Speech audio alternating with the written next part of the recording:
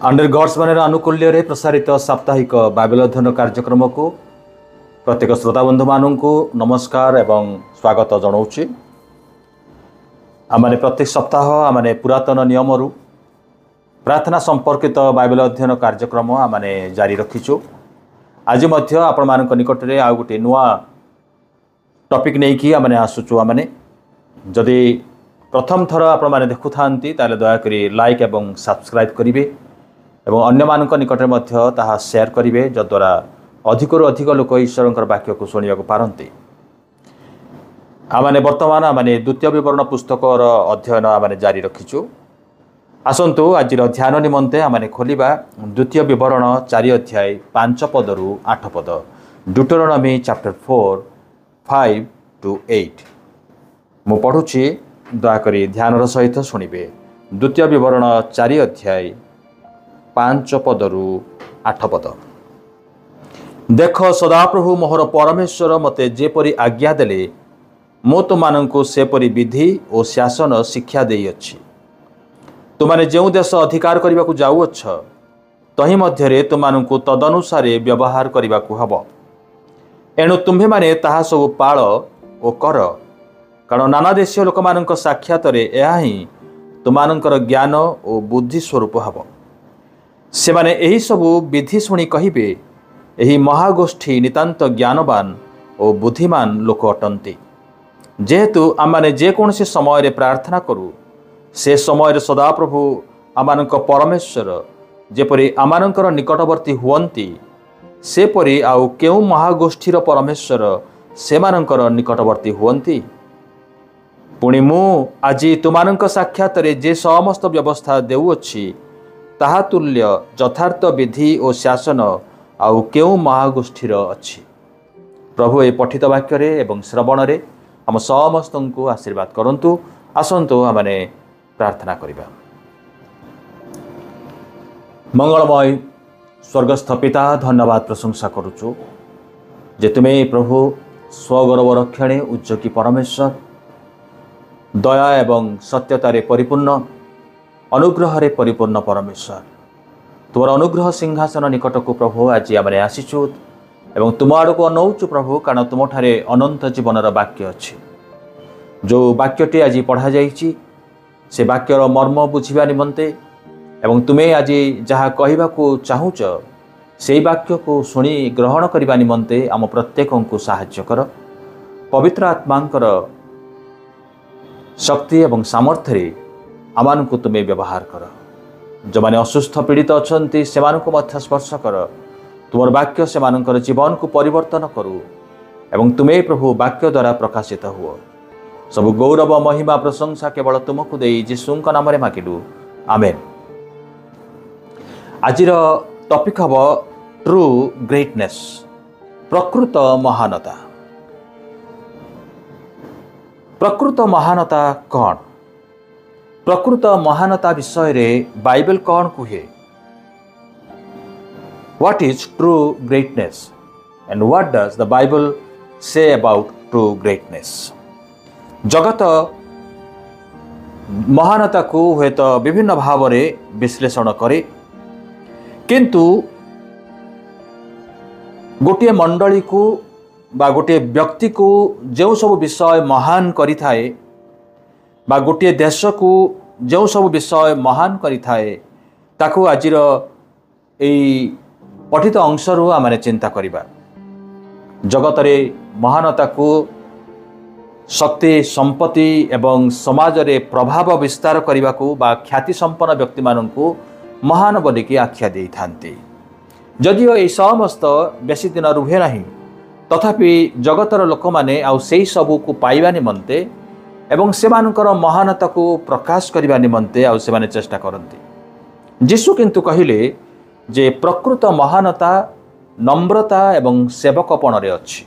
True greatness lies in humility and servanthood. Mark तार 10 अध्याय 43 एवं 44 पदरे लेखा अछि, किंतु तुमानक मध्यरे से प्रकार नुहे, मात्र तुमानक मध्यरे जे केही महान हेबाकु इच्छा करे से तुमानकर सेवक हेउ, पुणी तुमानक मध्यरे जे केही प्रधान हेबाकु इच्छा करे से समस्तंकर दास हेउ। ଯୀଶୁ ଏହି କଥା କହିଥିଲେ ଯେତେବେଳେ ଶିଷ୍ୟମାନେ ନିଜ ଭିତରେ ଆଉ ସେମାନେ ଝଗଡ଼ା କରୁଥିଲେ ଯେ କିଏ ସେମାନଙ୍କ ମଧ୍ୟରେ ମହାନ। ମାଥ୍ୟୁ 18 ଅଧ୍ୟାୟର 4 ପଦରେ ପ୍ରଭୁ ଯୀଶୁ କହିଲେ, ଅତଏବ ଯେ କେହି ଏହି ସାନ ପିଲା ପରି ଆପଣାକୁ ନମ୍ର କରେ ସେ ସ୍ୱର୍ଗ ରାଜ୍ୟରେ ଶ୍ରେଷ୍ଠ। ଦୁଇଟି ବିଷୟ ଆଉ ପ୍ରଭୁ ଯୀଶୁ ଆମମାନଙ୍କୁ ଏଠାରେ କୁହନ୍ତି। ପ୍ରଥମ ବିଷୟ, ଯେ କେହି ପ୍ରଧାନ ହେବାକୁ ଇଚ୍ଛା କରେ ସେ ସମସ୍ତଙ୍କର ଦାସ ହେଉ, ସେବକପଣ, ସର୍ଭାଣ୍ଟହୁଡ୍। ପୁଣି ଦ୍ୱିତୀୟ ବିଷୟ ମଧ୍ୟ ସେ କହୁଛନ୍ତି ନିଜକୁ ନମ୍ର କରିବା, ସାନ ପିଲାମାନଙ୍କ ପରି ନିଜକୁ ନମ୍ର କରିବା। ଆଉ ଯେ ନମ୍ର କରେ ସେ ସ୍ୱର୍ଗ ରାଜ୍ୟରେ ଶ୍ରେଷ୍ଠ, ସେ ମହାନ। ତେବେ ଦ୍ୱିତୀୟ ବିବରଣର ଏହି ଅଧ୍ୟାୟରେ ଏହି ଅନୁଚ୍ଛେଦରେ ଯାହା ଆମେ ପଢ଼ିଲୁ, ଆଉ ଏଇଠାରେ ମୋଶା 3 ଥର ଇସ୍ରାଏଲକୁ ମହାନ ରାଜ୍ୟ ଭାବରେ ବା ମହାନ ଜାତି ଭାବରେ ସେ ସମ୍ବୋଧନ କରୁଛନ୍ତି। କାହିଁକି ସେମାନେ ମହାନ ହେଲେ? ଇନ୍ କଣ୍ଟ୍ରାଷ୍ଟ ଟୁ ଅଦର ନେସନ୍, ଅନ୍ୟ ଦେଶ ତୁଳନାରେ ସେମାନଙ୍କର ବିପରୀତରେ ଇସ୍ରାଏଲ କାହିଁକି ମହାନ ହେବାକୁ ପାରିଲା ଆଉ କାହିଁକି ମହାନ ହେଇପାରିବ, ଆଉ ସେଇ କଥା ମୋଶା ଆଉ ଏଇଠାରେ କହୁଛନ୍ତି। ତେବେ ପ୍ରକୃତ ମହାନତା କ'ଣ? ଏହି ଅନୁଚ୍ଛେଦରୁ ଆସୁ ଆମେ 3ଟି ବିଷୟକୁ ଆମେ ଅନୁଧ୍ୟାନ କରିବା। ପ୍ରଥମ ବିଷୟ ଆମେ 5 ଅଧ୍ୟାୟ ଏବଂ 6 ଅଧ୍ୟାୟରେ ଆମେ ଦେଖୁଛୁ, ଲେଖା ଅଛି, ଦେଖ ସଦାପ୍ରଭୁ ମୋହର ପରମେଶ୍ୱର ମୋତେ ଯେପରି ଆଜ୍ଞା ଦେଲେ ମୁଁ ତୁମମାନଙ୍କୁ ସେପରି ବିଧି ଓ ଶାସନ ଶିକ୍ଷା ଦେଇଅଛି। ତୁମାନେ ଯେଉଁ ଦେଶ ଅଧିକାର କରିବାକୁ ଯାଉଅଛ ତହିଁ ମଧ୍ୟରେ ତୁମମାନଙ୍କୁ ତଦନୁସାରେ ବ୍ୟବହାର କରିବାକୁ ହେବ। ଏଣୁ ତୁମେମାନେ ତାହା ସବୁ ପାଳ ଓ କର, କାରଣ ନାନାଦେଶୀୟ ଲୋକମାନଙ୍କ ସାକ୍ଷାତରେ ଏହା ହିଁ ତୁମମାନଙ୍କର ଜ୍ଞାନ ଓ ବୁଦ୍ଧି ସ୍ୱରୂପ ହେବ। ସେମାନେ ଏହିସବୁ ବିଧି ଶୁଣି ଏହି ମହାଗୋଷ୍ଠୀ ନିତାନ୍ତ ଜ୍ଞାନବାନ ଓ ବୁଦ୍ଧିମାନ ଲୋକ ଅଟନ୍ତି। ଆଉ ଏହି କଥା ସେମାନେ କହିବେ। ତେବେ ଦ ଟ୍ରୁ ଗ୍ରେଟନେସ୍ କ'ଣ? ପ୍ରଥମ ବିଷୟ ଆମେ ଦେଖୁଛୁ, a reputation for wisdom and understanding. A reputation for wisdom and understanding, ଯେଉଁ ଲୋକମାନଙ୍କର ଜ୍ଞାନ ଏବଂ ବୁଦ୍ଧି ଅଛି, ଯେଉଁମାନେ ବୁଦ୍ଧି ଏବଂ ଜ୍ଞାନ ନିମନ୍ତେ ସୁଖ୍ୟାତି ପ୍ରାପ୍ତ, ସେମାନେ ପ୍ରକୃତରେ ମହାନ। ସେମାନେ ପ୍ରକୃତରେ ମହାନ। 5 ପଦରେ ମୋଶା କହିଲେ, ଦେଖ ସଦାପ୍ରଭୁ ମୋହର ପରମେଶ୍ୱର ମୋତେ ଯେପରି ଆଜ୍ଞା ଦେଲେ ମୁଁ ତୁମମାନଙ୍କୁ ସେପରି ବିଧି ଓ ଶାସନ ଦେଇଅଛି। ଇସ୍ରାଏଲ ବର୍ତ୍ତମାନ ପ୍ରତିଜ୍ଞାତ ଦେଶ ଅଧିକାର କରିବା ପାଇଁ ଏବଂ ଅନ୍ୟ ଦେଶୀୟ ଲୋକମାନଙ୍କ ମଧ୍ୟରେ ଏକ ଜାତି ଏବଂ ଏକ ସ୍ୱତନ୍ତ୍ର ଦେଶ ଭାବରେ ବାସ କରିବା ପାଇଁ ଯାଉଛି। ତେଣୁ ମୋଶା ଚାହାନ୍ତି ଯେ ସେମାନେ ଅନ୍ୟ ଦେଶୀୟମାନଙ୍କ ସହିତ ସେମାନଙ୍କ ମଧ୍ୟରେ ଆଉ ଗୋଟିଏ ଦେଶ ଭାବରେ, ଆଉ ଗୋଟିଏ ଜାତି ଭାବରେ ଯେତେବେଳେ ସେମାନେ ଆଉ ବସବାସ କରିବେ, ଲୋକମାନେ ସେମାନଙ୍କର ଜ୍ଞାନ ଏବଂ ବୁଦ୍ଧିକୁ ଦେଖି ଆଉ ସେମାନଙ୍କର ମହାନତାକୁ ଜାଣିବାକୁ ପାରିବେ। ଆଉ ଏଇଠାରେ ମୋଶା କହିଲେ ଯେ ମୁଁ ତୁମମାନଙ୍କୁ ଯେଉଁ ବିଧି ଦେଇଅଛି, ଯେଉଁ ଶାସନ ମୁଁ ଶିକ୍ଷା ଦେଇଛି, ଯାହା ସଦାପ୍ରଭୁ ମୋତେ ଦେଇଛନ୍ତି, ଯଦି ସେହି ସବୁ ଶିକ୍ଷା ଏବଂ ବିଧିକୁ ତୁମେ ପାଳନ କରିବ ତେବେ ତୁମେ ଜ୍ଞାନ ଏବଂ ବୁଦ୍ଧି ସ୍ୱରୂପ ହେବ। ସେସବୁକୁ ପାଳନ କରିବା ପାଇଁ ଆଉ ଏ ଆଜ୍ଞା ଗୁଡ଼ିକ, ବ୍ୟବସ୍ଥା ଗୁଡ଼ିକ ଦିଆଯାଇଛି। ଯେଉଁମାନେ ତାକୁ ପାଳନ କରନ୍ତି, ଯେଉଁମାନେ ମାନନ୍ତି, ଆଉ ସେମାନେ ଜ୍ଞାନ ପାଆନ୍ତି ଏବଂ ବୁଦ୍ଧି ମଧ୍ୟ ପାଆନ୍ତି। ଦ୍ୱିତୀୟ ବିଷୟ ଆଉ ଏଇଠାରେ ମୋଶା କୁହନ୍ତି ଯେ ସେମାନେ ଯେଉଁ ଦେଶକୁ ଅଧିକାର କରିବାକୁ ଯାଉଛନ୍ତି ସେହି ଲୋକମାନେ ଦୁଷ୍ଟ ଏବଂ ଅଧାର୍ମିକ, ସେମାନଙ୍କ ମଧ୍ୟରେ ମୂର୍ତ୍ତି ପୂଜା ଅଛି, ଶିଶୁ ବଳି ପ୍ରଥା ଅଛି ଏବଂ ବିଭିନ୍ନ ପ୍ରକାର ମନ୍ଦତା ମଧ୍ୟ ଅଛି। ତେବେ ସେହି ଦେଶକୁ ସେମାନଙ୍କୁ ପରାଜୟ କରିକି ଅଧିକାର କରିବେ। ସଦାପ୍ରଭୁ ସେମାନଙ୍କୁ ସେମିତି ହାତରେ ଟେକିକି ଦେଉନାହାନ୍ତି, କିନ୍ତୁ କହିଲେ ଯେ ଏଇ ଦେଶ ମୁଁ ତୁମମାନଙ୍କୁ ଦେବି, କିନ୍ତୁ ତୁମମାନେ ସେଥି ନିମନ୍ତେ ଯୁଦ୍ଧ କରିବ ଏବଂ ବିଜୟୀ ହେବ। ତେଣୁ ଇସ୍ରାଏଲକୁ କୁହାଗଲା ଯଦି ସେମାନେ ସେଇ ଦେଶକୁ ଅଧିକାର କରିବେ, ବିଜୟ ପ୍ରାପ୍ତ ହେବେ, ତାହେଲେ ସଦାପ୍ରଭୁଙ୍କର ବିଧି ପାଳନ କରିବେ। ତେବେ ଅନ୍ୟ ଦେଶୀୟମାନଙ୍କ ଅପେକ୍ଷା ସେମାନେ ବୁଦ୍ଧିମାନ ଏବଂ ଜ୍ଞାନବାନ ହେବାକୁ ପାରିବେ। 6 ପଦରେ ସେ କହୁଛନ୍ତି, ଏଣୁ ତୁମେମାନେ ତାହା ସବୁ ପାଳ ଓ କର, କାରଣ ନାନା ଦେଶୀୟ ଲୋକମାନଙ୍କ ସାକ୍ଷାତରେ ଏହା ହିଁ ତୁମମାନଙ୍କର ଜ୍ଞାନ ଓ ବୁଦ୍ଧି ସ୍ୱରୂପ ହେବ। ସେମାନେ ଏହି ସବୁ ବିଧି ଶୁଣିବେ, ଶୁଣି କହିବେ, ଏହି ମହାଗୋଷ୍ଠୀ ନିତାନ୍ତ ଜ୍ଞାନବାନ ଓ ବୁଦ୍ଧିମାନ ଲୋକ ଅଟନ୍ତି। ଅନ୍ୟ ବାକ୍ୟରେ କହିବାକୁ ଗଲେ ସେମାନେ ଅନ୍ୟମାନଙ୍କ ନିମନ୍ତେ ଦୃଶ୍ୟମାନ ଅଟନ୍ତି। ଦେ ଆର୍ ଅନ୍ ଡିସ୍ପ୍ଲେ। ଲୋକମାନେ ସେମାନଙ୍କର ଜୀବନକୁ ଦେଖିବେ, ସେମାନଙ୍କର ଚାଲିଚଳନକୁ ଦେଖିବେ, ସେମାନଙ୍କର ନିୟମ କାନୁନକୁ ଦେଖିବେ, ସେମାନେ କେଉଁ ପ୍ରକାରର ପ୍ରଥା, କେଉଁ ସବୁ ଟ୍ରାଡିସନ୍ ସେମାନେ ପାଳୁଛନ୍ତି ତାକୁ ଆଉ ଦେଖିବେ। ଆଉ ମୋଶା କହିଲେ ୟୁ ଆର୍ ଅନ୍ ଡିସ୍ପ୍ଲେ। ଲୋକମାନେ ତୁମକୁ ଦେଖିବେ ଯେ ତୁମେ କେଉଁ ପ୍ରକାରର ନିୟମ ତୁମେ ପାଳନ କରୁଛ। ଆଜିର ଖ୍ରୀଷ୍ଟୀୟ ସମାଜ ପ୍ରତି, ମଣ୍ଡଳୀ ପ୍ରତି ମଧ୍ୟ ଏହି କଥା କୁହାଯାଉଛି ଯେ ତୁମେମାନେ ପ୍ରଦର୍ଶନରେ ଅଛ। You are on display. ବିଭିନ୍ନ ଜାତିର ଲୋକମାନେ, ଅନ୍ୟ ଆଉ ଧର୍ମର ଲୋକମାନେ, ସମ୍ପ୍ରଦାୟର ଲୋକମାନେ, ମଣ୍ଡଳୀର ଲୋକମାନଙ୍କୁ, ଖ୍ରୀଷ୍ଟୀୟ ସମାଜକୁ, ବିଶ୍ୱାସୀ ବିଶ୍ୱାସିନୀମାନଙ୍କର ଜୀବନକୁ ସେମାନେ ଦେଖନ୍ତି। You are on display. ଯେ ଆମେ କେଉଁ ପ୍ରକାରର ବିଧି ଆମେ ପାଳନ କରୁଛୁ, କେଉଁ ପ୍ରକାର ଶାସ୍ତ୍ର ଆମେ ଅଧ୍ୟୟନ କରୁଛୁ, ଆଉ ସେମାନେ ତାହା ଦେଖନ୍ତି ଏବଂ ଶୁଣିବାକୁ ମଧ୍ୟ ଚାହାନ୍ତି। ତେବେ ଶାସ୍ତ୍ରର ଏଇ ଯେଉଁ ଶବ୍ଦ ଆମେ ଦେଖୁଛୁ, ଯଦି ତୁମ୍ଭେ ପରମେଶ୍ୱରଙ୍କର ଶିକ୍ଷା ପାଳନ କର ତେବେ ତୁମମାନେ ଜ୍ଞାନବାନ ଏବଂ ବୁଦ୍ଧିମାନ ବୋଲିକି ଜଣାଯିବ। ଲୋକମାନେ ଦେଖିବେ ଯେ ତୁମମାନେ ଜ୍ଞାନ ସ୍ୱରୂପ ଅଟ ଏବଂ ବୁଦ୍ଧି ସ୍ୱରୂପ ଅଟ। ଦ୍ୱିତୀୟ ବିଷୟକୁ ଆମେ ଦେଖୁଛୁ ଏଠି ଯେ ଜ୍ଞାନ ଏବଂ ବିଚକ୍ଷଣତା କିପରି ପ୍ରଦର୍ଶିତ ହୁଏ, ଯେତେବେଳେ ଈଶ୍ୱରଙ୍କର ଆଜ୍ଞାକୁ ପାଳନ କରାଯାଏ। ଦୁନିଆ ଆମମାନଙ୍କର ଜୀବନକୁ ଯେତିକି ଦେଖେ, ଆମମାନଙ୍କର ସିଦ୍ଧାନ୍ତକୁ ସେଇଭଳି ଦେଖେ ନାହିଁ। ଆମମାନଙ୍କର ନୀତି ଗୁଡ଼ିକ ଅଛି, ଭଲ ଅଛି, ଭଲ ନିୟମ ଅଛି, କିନ୍ତୁ ତାର କୌଣସି ଅର୍ଥ ହୁଏ ନାହିଁ ଯଦି ସେଇ ନିୟମକୁ ଯଦି କେହି ପାଳନ ନ କରନ୍ତି। ଆମମାନଙ୍କ ସମ୍ବିଧାନ ହୁଏତ ବହୁତ ବଢ଼ିଆ ଅଛି, କିନ୍ତୁ ସେ ସମ୍ବିଧାନକୁ ଯଦି କେହି ପାଳନ ନ କରନ୍ତି ତାହେଲେ ତାର କୌଣସି ମୂଲ୍ୟ ହୁଏ ନାହିଁ। ସେହି ସମ୍ବିଧାନର ବା ନିୟମ ବ୍ୟବସ୍ଥା ଯାହା ସବୁ ଆମେ ରଖିଛୁ, ସେଇ ସବୁ ଯଦି ଆମେ ପାଳନ କରୁନାହୁଁ, ସେଇ ସବୁ ଯଦି ଆମମାନଙ୍କର ଜୀବନରେ ଯଦି ପ୍ରତିଫଳିତ ହେଉନାହିଁ, ତାହେଲେ ତାର କୌଣସି ଅର୍ଥ ହୁଏ ନାହିଁ।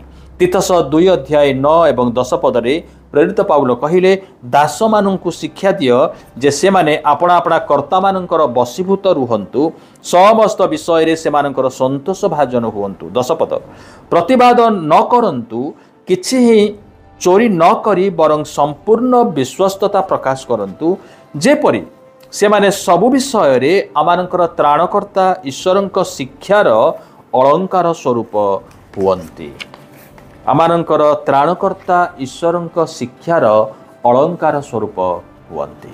ଆମମାନଙ୍କର ସମ୍ବିଧାନ, ଆମମାନଙ୍କର ନୀତି ନିୟମ ଟ୍ରାଡିସନ୍ ଯେତେ ଭଲ ଥାଉ ନା କାହିଁକି, ସେହି ସବୁ ଯଦି ଆମମାନଙ୍କର ଜୀବନରେ ପ୍ରତିଫଳିତ ଯଦି ହେଉନାହିଁ, ଆମମାନଙ୍କର ଆଚରଣରେ, ଆମମାନଙ୍କର ଉଚ୍ଚାରଣରେ, ତାହେଲେ କିଛି ଲାଭ ହେବ ନାହିଁ। ତୃତୀୟ ବିଷୟ ଆମେ ଦେଖୁଛୁ ଯେ ଈଶ୍ୱରଙ୍କର ଏହି ଈଶ୍ୱରୀୟ ଜ୍ଞାନ ଓ ବୁଦ୍ଧି କେଉଁମାନେ ଲକ୍ଷ୍ୟ କରନ୍ତି? ଜାତି ଗୁଡ଼ିକ, ଆମ ଚାରି ପାଖରେ ବସବାସ କରୁଥିବା ଲୋକମାନେ, ଆଉ ସେମାନେ ଦେଖନ୍ତି। ପ୍ରଥମ ପିତର 2:12 ପଦ, ତୁମାନେ ବିଜାତିମାନଙ୍କ ମଧ୍ୟରେ ସଦାଚରଣ କର, ଯେପରି ସେମାନେ ଯେଉଁ ବିଷୟରେ ତୁମମାନଙ୍କୁ ଦୁଷ୍କର୍ମକାରୀ ବୋଲି ନିନ୍ଦା କରନ୍ତି, ତୁମମାନଙ୍କର ସୁକର୍ମ ଦେଖି ସେହି ବିଷୟରେ କୃପା ଦୃଷ୍ଟି ଦିନରେ ଈଶ୍ୱରଙ୍କର ଗୌରବ କରିବେ। ଖ୍ରୀଷ୍ଟୀୟ ଭାଇ ଭଉଣୀମାନେ, ଆମମାନଙ୍କର ଆଚରଣ ଅନ୍ୟମାନଙ୍କ ନିମନ୍ତେ ପ୍ରତିବନ୍ଧକ ନ ହେଉ। ଆମମାନଙ୍କର ଆଚରଣରେ ଲୋକମାନେ ସତ୍କର୍ମ ଦେଖନ୍ତୁ, ସୁକର୍ମ ଦେଖନ୍ତୁ। ଅନେକ ହୁଏତ ଆପଣମାନଙ୍କୁ ନିନ୍ଦା କରନ୍ତି ଆପଣଙ୍କର କାର୍ଯ୍ୟକୁ ଦେଖିକି, ବା ଅନ୍ୟମାନଙ୍କର କଥା ଶୁଣି ହୁଏତ ସେମାନେ ଭୁଲ ବୁଝାମଣା ରଖି ଆଉ ସେମାନେ କିଛି ନିନ୍ଦାର କଥା କୁହନ୍ତି, କିନ୍ତୁ ସେହି ସମୟରେ ଆମେ ପ୍ରତିହିଂସ ପରାୟଣ ହେଇ ଯଦି କିଛି ଭୁଲ ବିଷୟକୁ ଉଚ୍ଚାରଣ କରୁ, ତାହେଲେ ଆପଣଙ୍କର ସତ୍କର୍ମ ବେକାର ହେଇଯାଏ। ଆମମାନଙ୍କର ସୁକର୍ମ ଦେଖି ଲୋକମାନେ ଈଶ୍ୱରଙ୍କର କୃପା ଦୃଷ୍ଟି ଦିନରେ ଈଶ୍ୱରଙ୍କର ଗୌରବ କରିବେ। ବାଇବେଲରେ ପ୍ରାୟତଃ ଏକ ଭଲ ପ୍ରତିଷ୍ଠା ଏବଂ ଜ୍ଞାନ ପରସ୍ପର ସହିତ ଜଡ଼ିତ ଥିବାର ଆମେ ଦେଖୁଛୁ।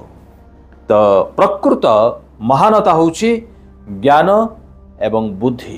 ଆଉ ସେ ଜ୍ଞାନ ଏବଂ ବୁଦ୍ଧି ଈଶ୍ୱରଙ୍କର ବାକ୍ୟ ପାଳନରେ ଆସିଥାଏ। ଦ୍ୱିତୀୟ ବିଷୟ ଆଉ ଆମମାନଙ୍କୁ କ'ଣ ମହାନ କରିଥାଏ ତାହା ହେଉଛି a god who is near when you pray. A God who is near you when you pray. जो ईश्वर आपणकर प्रार्थना समय आपणकर पाखरे रुहंती। 7 पदरे लेखा अछि।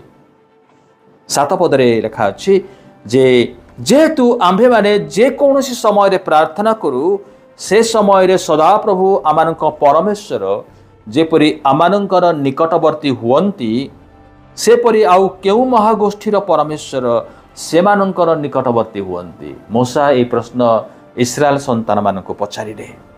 आज यही प्रश्न ईश्वरंकर वाक्य बाइबल आपण मानक पचारुछि जे आपणकर प्रार्थना करिबा समय रे ईश्वर आपणकर निकट रे रुहंती। आउ प्रश्न अछि जे आमानकर परमेश्वर आमानकर प्रार्थना जो भली भाबरे निकट रे सुनंती से भली आउ को देवता से मानकर प्रार्थना शुणती। परमेश्वरंकर वाक्यरु ज्ञान और बुद्धि आसे किंतु ताठारु बड़ी आमने देखुचु जे से वाक्यर परमेश्वर वाक्यरूपी परमेश्वर से आमानकर प्रार्थना शुणती। से आमानकर निकटरे आउ से रुहंती। गीत संहिता 145 18 पद लेखा अछि सदा प्रभु आपणा निकटरे प्रार्थना करी सत्य भावरे प्रार्थना करी समस्तंकर निकटवर्ती।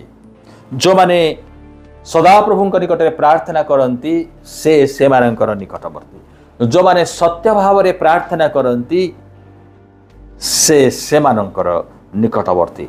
गीत संहिता 46 1 पदरे परमेश्वर आमानकर आश्रय ओ बल दुर्दशा काल रे अति निकटवर्ती सहाय। जो समय आपण समस्या मध्य अछंती विपदर सम्मुखीन होइछंती सेही समय तले आपण प्रार्थना करंती ईश्वरंकर वाक्य एही प्रतिज्ञा करे आश्वासना दिए जे सेही परमेश्वर आपणकर अति निकटवर्ती साहाय्य स्वरूप से। जाकुब 4:8 पदरे लेखा अछि ईश्वरंकर निकटवर्ती हुआ सेथिरे से तुमानंकर निकटवर्ती हेबे। ईश्वरंकर निकटवर्ती जो माने हुअंती ईश्वर से मानंकर निकटवर्ती हुअंती। ईश्वर केवल आमानंकर प्रार्थना शुणंती एवं उत्तर दियंती ताहा नुह किंतु जतेबेले आमाने प्रार्थना करू से आमानंकर निकट रे थांती। He is not far away, he is so near to you. केवल किछि प्राप्ति पाई नुहे किछि पाइबा आशारे नुहे किंतु आमने प्रार्थना करू ईश्वरंकर निकटवर्ती हेबा निमंते। आमने प्रार्थना करू ईश्वरंकर उपस्थिति मध्य प्रवेश करबा निमंते। आमने प्रार्थना करू तांकर प्रतिश्रुति आमानक पई कोन अछि ताहा जानिबा निमंते। आमने प्रार्थना करू तांकर स्वर्गीय शांति आमानकर हृदय रे आमने लाभ करू आ सेति पई आमने प्रार्थना करू। जतबेले आमने विचलित हो व्यस्त हे पड़ू भयभीत हे पड़ू विभिन्न समस्या एवं विभिन्न प्रकार विपद रोग संकट आसे आ सेही समय रे आमने प्रार्थना करू केवल प्रार्थनार उत्तर स्वरूपे आमानकर समस्यार समाधान हबो आमानकर रोग सुस्थ हबो सेति पई नुहे किंतु स्वर्गर परमेश्वर आमानकर सहित रे अछंती आ आमाने तांको निकटवर्ती होउछु ता होछि प्रकृत प्रार्थना। फिलिपी 4:5 एवं 7 पदरे लेखा जाए तुमानकर मृदुपण समस्त लोकंक निकटरे प्रकाशित हो प्रभु निकटवर्ती। कौन सी विषय रे चिंतित हुआ नहीं किंतु समस्त विषय रे प्रार्थना और विनती द्वारा धन्यवाद सह तुमानकर निवेदन सबु ईश्वरंक निकटरे जणाओ सेथिरे से समस्त बोधर अगम्य जे ईश्वरंक शांति ताहा तुमानकर हृदय और मन को ख्रीष्ट जीशुंक सहभागितारे सुरक्षा करी रखिब। ईश्वर निकटवर्ती को मानकर जो माने प्रार्थना करती से मानकर। जेतेबेले इस्राएल लोक माने प्रांतर रे थिले परमेश्वर मोसांकु छाउणीर मध्य भागरे समागम तंबू स्थापन करने को निर्देश देइथिले। समागम तंबू इस्राएल संतान मानकर मध्यरे रहुथिला काहेकि ना परमेश्वर उपस्थिति से समागम तंबू रे थिला टबरनाकल रे थिला। और टबरनाकल जो समागम तंबू इस्राएल संतान मानक मध्यरे छाउनी मध्य भाग रे रहुथिला कारण परमेश्वर तांकर लोक मानकर मध्य भाग रे रहिया पई पसंद करे। वर्तमान परमेश्वर पवित्र आत्मा द्वारा मनुष्यर हृदय रे से वास करती। यीशु कहिले जोहन 14 अध्याय 15 रु 17 पदरे जदि तुम माने मते प्रेम कर ताहेले मोहर आज्ञा सब पालन कर आउ मु पितांको अनुरोध करिबी पुणी तुमानक सांगरे चिरकाल रहिबा निमंते से तुमानकु आउ जणे सहाय्यकारी की अर्थात से सत्यमय आत्मांकु देबे। जगत ताहाकु ग्रहण करि पारे नाही कारण जगत ताहांकु देखे नाही किंबा जाने नाही। तुमाने ताहांकु जान कारण से तुमानक सांगरे थांती पुणी से तुमानकर अंतर रे रहिबे। 14 अध्याय 23 पद से जोहन 14 अध्याय 23 पद रे यीशु तांकु उत्तर देले जदि केही मते प्रेम करे ताहेले से मोहर वाक्य पालन करिबो पुणी मोहर पिता ताहाकु प्रेम करिबे आउ आम्भे माने ताहा निकट को आसी ताहा सहित वास करिबा। ईश्वर केवल प्रार्थना सुनिया पई से प्रकाश करिसंती ताहा नुह किंतु तांकर प्रतिज्ञा रे यह अछि जे आमे प्रार्थना सुनिबा किंतु आमे सेमानक मध्यरे वास करिबा सेमानकर निकट को आमे आसीबा सेमानक सहित सेमानक अंतर रे आमे वास करिबा। प्रिय भाई भौणी माने ईश्वर स्वर्गर परमेश्वर अटंती किंतु आमानकर प्रार्थना सुनिया पई से अति व्याकुल से अनै थांती जे केतेबेले तांकर लोक माने प्रार्थना रे तांकु डाकिबे एवं से सेमानकर मध्य को आसीबे आमानकर निकटवर्ती हेबे। तबे एठी आमाने देखुचु जे प्रकृत महानता कोन ना प्रकृत महानता होउची आमानकर निकट रे ए भली जने ईश्वर अछंती जो ईश्वर डाकिबा सांगे सांगे से आमानकर निकट को चली आसंती। जो मानकर पाखरे से भली ईश्वर अछंती से माने महान अटंती। डाकिबा क्षणी प्रार्थना करिबा क्षणी आमाने आमानकर ईश्वरंकर निकटवर्ती हो आ से आमानकर निकटवर्ती हुअंती सेतेबेले आमानकर महानता प्रकाश पाए। तृतीय एवं अंतिम विषय होउची a body of laws to guide you in the right way. जो मानक पाखरे व्यवस्था अच्छी ईश्वरंकर वाक्य अच्छी से मानकु परिचालना करबा निमंते से माने प्रकृत रे महान अटंती।